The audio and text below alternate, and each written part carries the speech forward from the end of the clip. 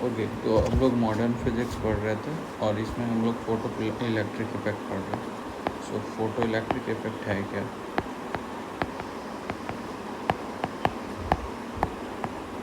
सो देखो, photo electric effect एक simple effect है। इसमें होता क्या है कि लेट्स से एक मेटल सरफेस है और इस पर अगर लाइट तुम्हारा फॉल कर रहा है तो इलेक्ट्रॉन का इमिशन होता है यहाँ से।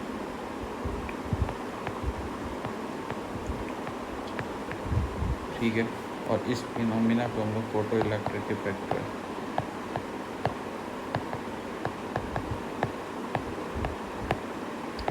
तो इसको हम लोग फोटो इलेक्ट्रिक इफेक्ट कहते हैं। सो अगर लाइट फॉल कर रहा है तो उसका कुछ एनर्जी होगा। लेट्स से इसका एनर्जी ई है और ई का जो वैल्यू होता है वो hc/λ होता है। यहाँ पे एच क्या है? एच जो है वो प्लैंक कांस्टेंट है और एच का वैल्यू जो होता है 6.6 × 10⁻34 होता है।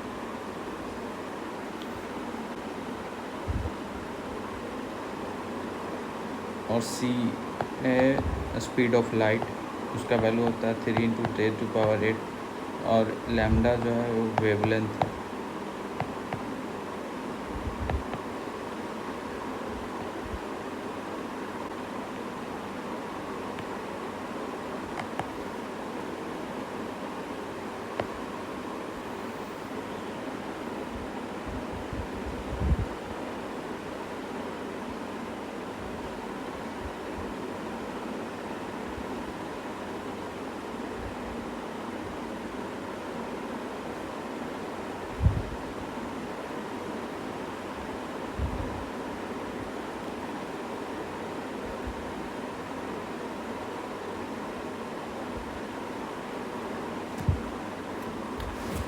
सो इसमें एक जो टर्म आता है फोटो इलेक्ट्रिक इफेक्ट में, वो इम्पॉर्टेंट है। वो देखो तो होता है थ्रेशोल्ड एनर्जी।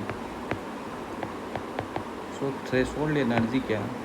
सो थ्रेशोल्ड एनर्जी वो मिनिमम एनर्जी है हर मेटल सरफेस का होता है for the emission of electron. मतलब लेट से अगर तुम्हारा ये मेटल सरफेस है और इस पे लाइट जो है वो फॉल कर रहा है तो इसका एक मिनिमम एनर्जी होगा। अगर उस एनर्जी को ये लाइट एनर्जी क्रॉस कर गया तो फिर फोटो इलेक्ट्रिक इफेक्ट होगा, या फिर उसके इक्वल होगा तो फिर फोटो इलेक्ट्रिक इफेक्ट होगा। अगर उससे कम रहा ये जो एनर्जी, जो मिनिमम एनर्जी थ्रेशोल्ड एनर्जी से कम रहा तो फोटो इलेक्ट्रिक इफेक्ट नहीं होगा। और जो थ्रेशोल्ड एनर्जी है उसको फाई से डिनोट करते हैं और उसका जो फार्मूला होता है E=h/μ0 होता है। अब μ0 क्या है? μ0 जो है वो थ्रेशोल्ड फ्रीक्वेंसी है।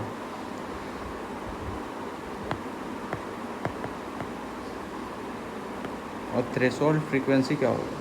तो इसमें भी द सेम केस लगेगा कि threshold frequency is what the minimum frequency required for the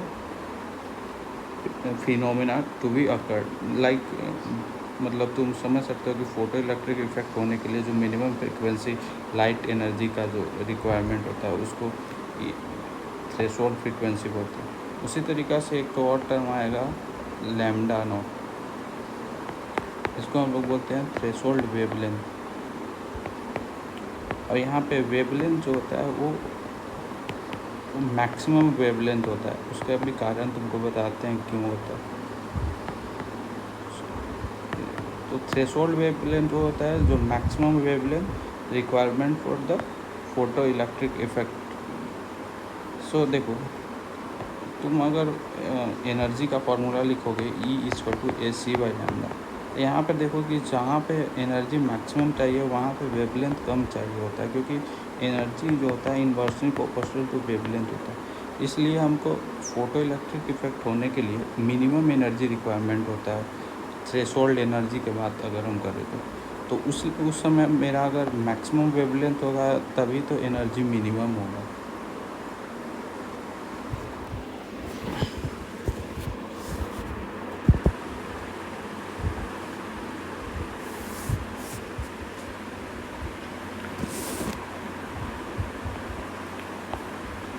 तो तो आगे देखो, अगर फोटो इलेक्ट्रिक इफेक्ट हो रहा है, ठीक है, फोटो इलेक्ट्रिक इफेक्ट अगर हो रहा है, लेट से अगर लाइट जो है वो मेटल सरफेस पे फॉल कर रही है और इलेक्ट्रॉन जो है बाहर आ रहा है, उसका इमिशन हो रहा है, इसका कुछ वेलोसिटी होगा, और वेलोसिटी होगा, और तुम जानते हो कि इलेक्ट्रॉन के पास मास भी होता है, तो अगर मास भी है, वेलोसिटी भी है, तो इसके पास काइनेटिक एनर्जी होगा, और इसका एनर्जी ई है, और इसका जो मेटल सरफेस का जो मिनिमम एनर्जी है जिसको क्रॉस करने के बाद या फिर उसके इक्वल होने के बाद फोटो इलेक्ट्रिक इफेक्ट होता है, उसको हम फाई से बोलते हैं। तो ये तीनों के बीच में एक रिलेशन होता है जिसको हम लोग आइंस्टाइन फोटो इलेक्ट्रिक इफेक्ट के नाम से या फिर इक्वेशन के नाम से जानते हैं। वो कुछ नहीं है, जो ई एनर्जी जो फॉल किया वो डिपेंड करता है कितना उसका वर्क फंक्शन है और कितना काइनेटिक एनर्जी है। तो इस इक्वेशन को हम लोग Einstein photo electric effect equation भी बोल सकते हैं। तो इसको तुम कैसे लिख सकते हो, ई को एच म्यू लिख सकते हो और फाई को H mu naught. This is what we call, this is threshold frequency. और काइनेटिक एनर्जी का तो फॉर्मूला तुमको मालूम है, हाफ एम बी स्क्वायर होता है। और तुम यहाँ पे ये जो मास लोगे वो इलेक्ट्रॉन का मास लोगे, और तुमको पता है इलेक्ट्रॉन का मास जो होता है वो कितना होता है, I think so 9.1 into 10⁻³ kg। सो ये मास तुम लोगे इलेक्ट्रॉन का।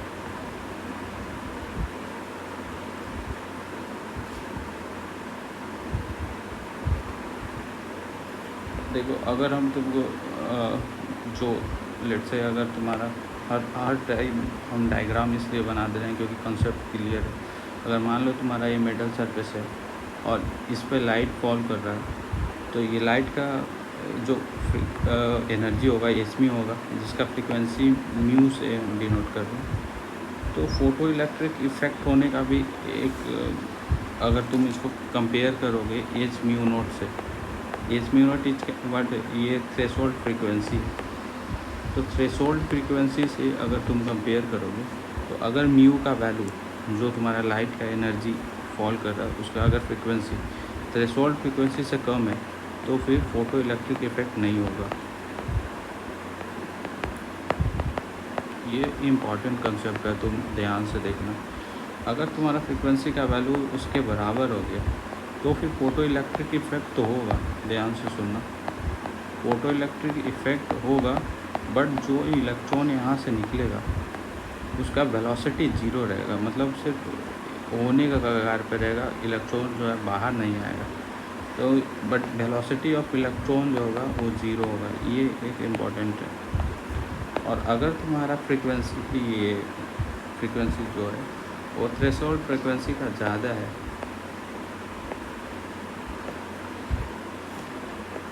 अगर म्यू नॉट अगर तो फिर फोटो इलेक्ट्रिक भी होगा, मतलब मीन्स फोटो इलेक्ट्रिक इफेक्ट भी होगा।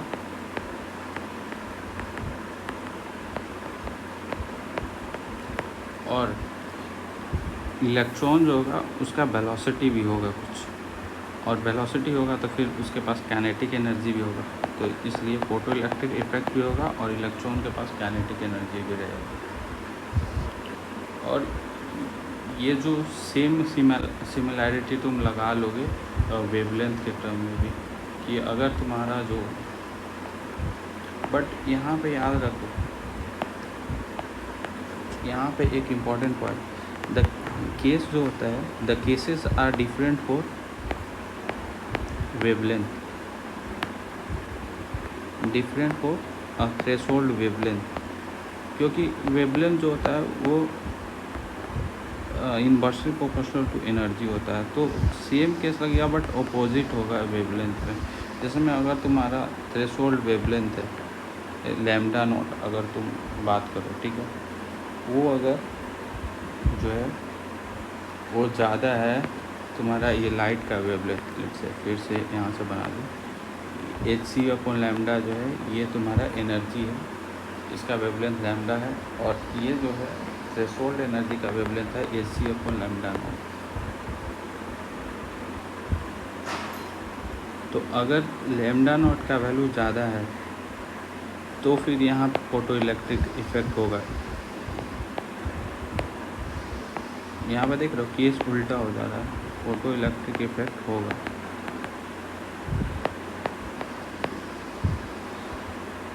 Will occur. यहाँ पे अगर लैम्डा नॉट हर समय जो फ्रीक्वेंसी यहाँ पे अगर लेट से लिखते थे तो फ्रीक्वेंसी जो है वो ज़्यादा होता था ये थ्रेशोल्ड फ्रीक्वेंसी से, तब जाके फोटो इलेक्ट्रिक इफेक्ट हो। यहाँ पे देखो ये जो लैम्डा का वैल्यू है वो इस लैम्डा नॉट से कम है, फिर भी फोटो इलेक्ट्रिक इफेक्ट हो रहा है, क्योंकि रीज़न सिंपल है। एनर्जी का फॉर्मूला जब भी लिखोगे तो AC/λ, और यहाँ पे जो ये लैम्डा जो है वो इन्वर्सली प्रोपोर्शनल टू एनर्जी है। तो यहाँ पे अगर लैम्डा का वैल्यू ज़्यादा होगा तो एनर्जी का वैल्यू ऑफकोर्स कम होगा। और हम तो थ्रेशोल्ड एनर्जी का बात करते हैं, तो थ्रेशोल्ड एनर्जी एक बाउंड्री एनर्जी बोल सकते हो कि वहाँ के बाद ही मतलब फोटो इलेक्ट्रिक इफेक्ट होता है या फिर उसके बराबर होगा। तो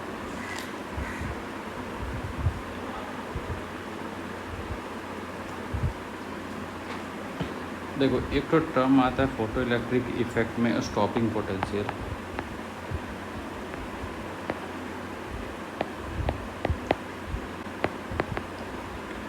स्टॉपिंग पोटेंशियल क्या है, तो इसका नाम से ही पता चल रहा है कि ऐसा पोटेंशियल जो किसी चीज़ को रोकने के लिए लगाया जाए, मतलब किसी चीज़ के अगेंस्ट लगाया जाए।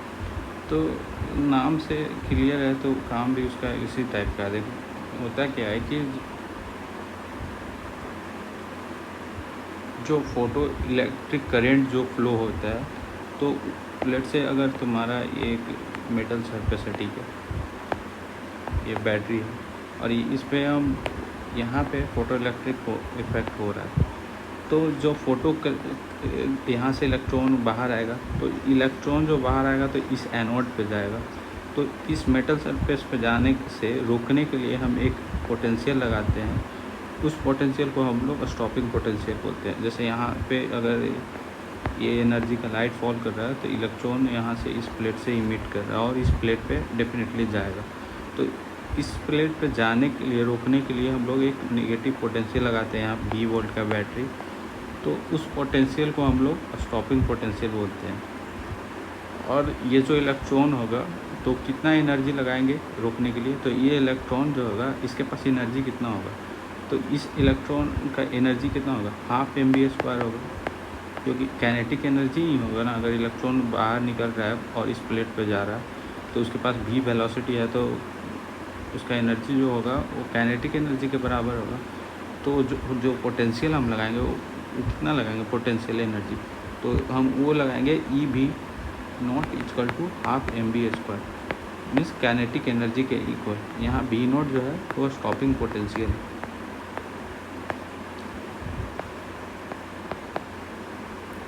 और E तो तुम समझ रहे हो इलेक्ट्रॉन का ये हो गया। तो अब EV0 कैसे लिखे, देखो तो इसको एनर्जी के टर्म में तुम समझो कि तुम्हारा जो वर्क जो होता है वो भी तो एनर्जी होता है, तो उसका फॉर्मूला क्या होता है Q/V, और Q का वैल्यू क्या होता है Q = N/E। और फिर हम एक इलेक्ट्रॉन का बात कर रहे हैं तो N का वैल्यू 1 रखेंगे, तो Q का वैल्यू कितना होगा E के बराबर हो गया। और इसका पूरा